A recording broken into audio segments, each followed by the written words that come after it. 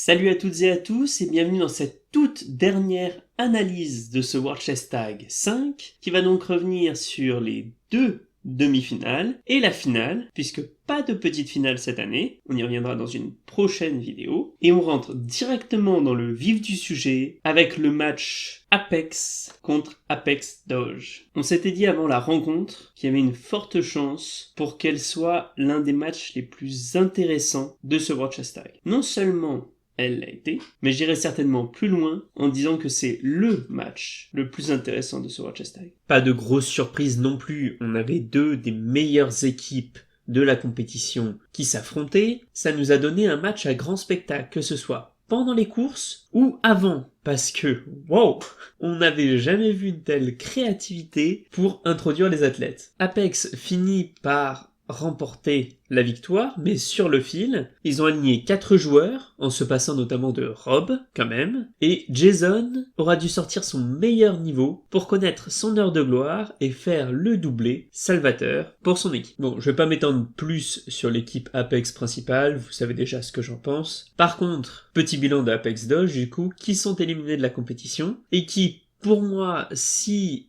ne s'étaient pas frottés à Apex en demi-finale, auraient possiblement atteint les finales. Puisque, en termes de niveau, je la place au-dessus de Hollywood, et j'hésite encore avec GNF, bien que les résultats du prochain match ne s'inscrivent pas dans cette tendance-là. Quoi qu'il en soit, Apex Doge aurait été la bonne surprise, la nouvelle équipe qu'on sait absolument pas ce qu'elle allait donner, et qui a fait des résultats indécents, avec 3 carries, Damien, Maxwell et Santos, même si les autres ne sont clairement pas à jeter, sont juste un petit peu en dessous, et un Daniel par exemple qui aura beaucoup plus servi en match point, évidemment, a moins eu l'occasion de briller aussi. Donc on a eu droit à une excellente compétition de la part de Apex Doge, qui clairement ont pour vocation d'être le bâton qui attend Apex si jamais l'équipe principale a le malheur de baisser un petit peu son rythme. Donc voilà, j'espère tous les revoir l'année prochaine, parce qu'encore une fois il n'y avait rien à enlever. Bravo à la structure Apex et à Amos, encore une fois, parce que même si il fallait trouver des joueurs de calibre suffisant pour incarner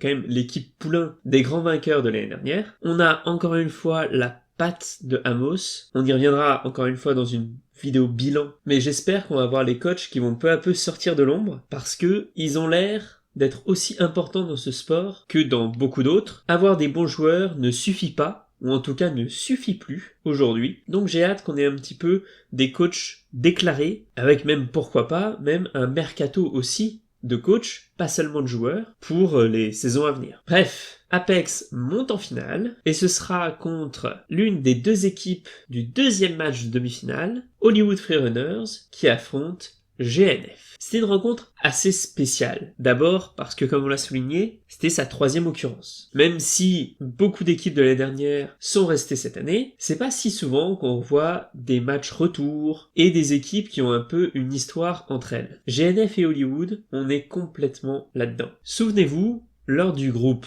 A, GNF remporte in extremis son match contre Hollywood Freerunners, mais se font éliminer par l'équipe de Kyle Soderman en demi-finale, nous livrant ainsi la même finale que cette année, Apex contre Hollywood. Le match était aussi assez spécial parce que on sentait quand même que GNF avait un tout petit peu plus de niveau que Hollywood, mais qu'ils n'ont pas forcément réussi à le mettre à contribution, en tout cas un niveau d'athlète. Mais pour moi, c'est tactiquement, c'est dans l'ordre des joueurs que ça a un peu pêché. On le sait, la seule stratégie réellement à avoir contre un Hollywood, c'est de contrer Kyle, parce qu'il est extrêmement dangereux, c'est un bon chasseur, c'est une très bonne souris, et surtout, il est extrêmement endurant. Ça, on l'a répété, et on a senti que GNF n'a pas réussi suffisamment à jouer autour de lui, ce qui va l'amener à prendre les 2 points de la victoire. Bon, déjà, ça faisait plaisir de voir un duel Davis contre Kyle qui s'est déroulé autant de fois. 3 fois au total, les deux athlètes stars des deux équipes se sont affrontés. Ce qui nous a donné au final 1 point en faveur de Kyle et une touche de part et d'autre. Ce que ça prouve surtout à mes yeux, c'est que frais et dispo, les deux se contrent parfaitement. Par contre, Kyle est meilleur sur la durée que Davis, sans grande surprise. Encore une fois, il n'y a pas grand monde qui est meilleur que Kyle sur la durée, voire personne d'ailleurs. Dans tous les cas, ça faisait très plaisir de voir ces deux monstres du chase tag s'affronter. Et clairement, ça a rendu le match bien plus épique que ce qu'il n'aurait été sans ces deux-là. Je parlais des erreurs tactiques qui pour moi ont coûté la victoire à GNF. Il y en a deux. D'abord que Davis, du coup, n'ait pas su gérer, entre gros guillemets,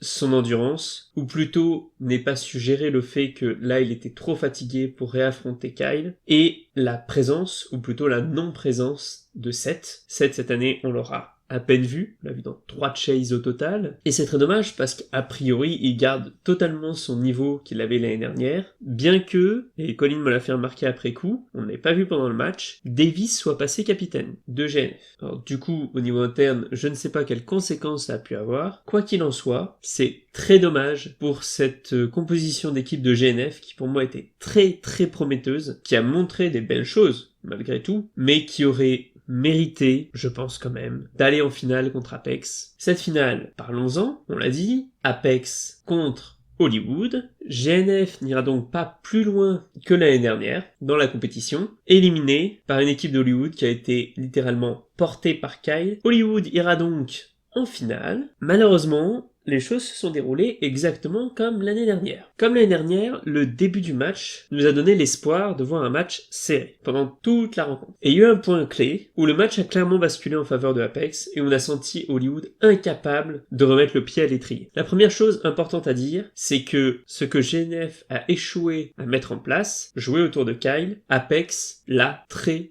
bien fait. Hollywood ont joué intelligemment en essayant de mettre Kyle soit au moment où il était indispensable en tant que chasseur, soit au moment où il avait une chance de prendre un point. Ce qu'il a d'ailleurs finalement réussi à faire. Mais autant ils ont joué intelligemment, et je parle d'Hollywood, autour de Kyle, autant l'ordre des autres joueurs paraît nettement plus aléatoire. Et notamment, pour en arriver directement à la fin, ce choix de mettre un Miguel qui allait devoir jouer le match point et ensuite prendre 2 points d'affilée et qui s'est complètement ramassé contre un set qui, il est vrai, était complètement frais. Choix d'autant plus étrange que du coup nous n'avons pas vu Wes, alors que je l'aurais très bien vu justement tenter l'exploit en étant, pareil, plutôt frais. Ce serait probablement pas passé, mais en tout cas cela aurait paru beaucoup plus sensé que le choix qui a été fait. D'autant que du coup, bon, Kyle, comme à son habitude désormais, a fait 7 des 14 chases du match, donc là on est tout pile à 50%, mais surtout, du coup, l'équipe de Hollywood n'a joué qu'avec 4 joueurs qui ont tourné. Puisque,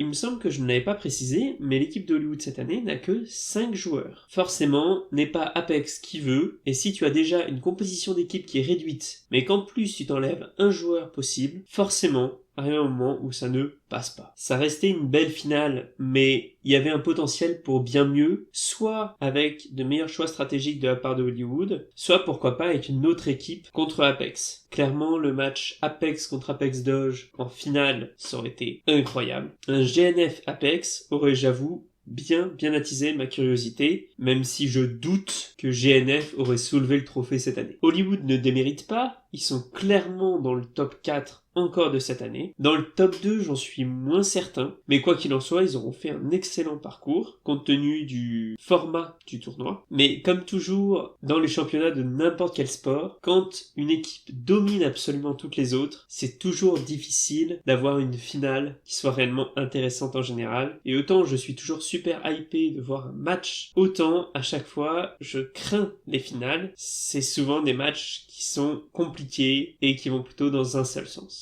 Après, ça reste très positif d'avoir une équipe Apex, et maintenant même 2 équipes Apex, qui font vraiment grandir la discipline, et qui la tirent vers le haut à vitesse grand V. Voilà, je pense que j'ai fait le tour de cette finale. Malheureusement, pas énormément de choses à dire, mais rassurez-vous, on se retrouve très bientôt pour une grosse vidéo bilan sur ce World Chess Tag, et je vous souhaite à toutes et à tous une excellente journée, et comme on dit en Chess Tag, keep chasing and get caught. Salut à tous!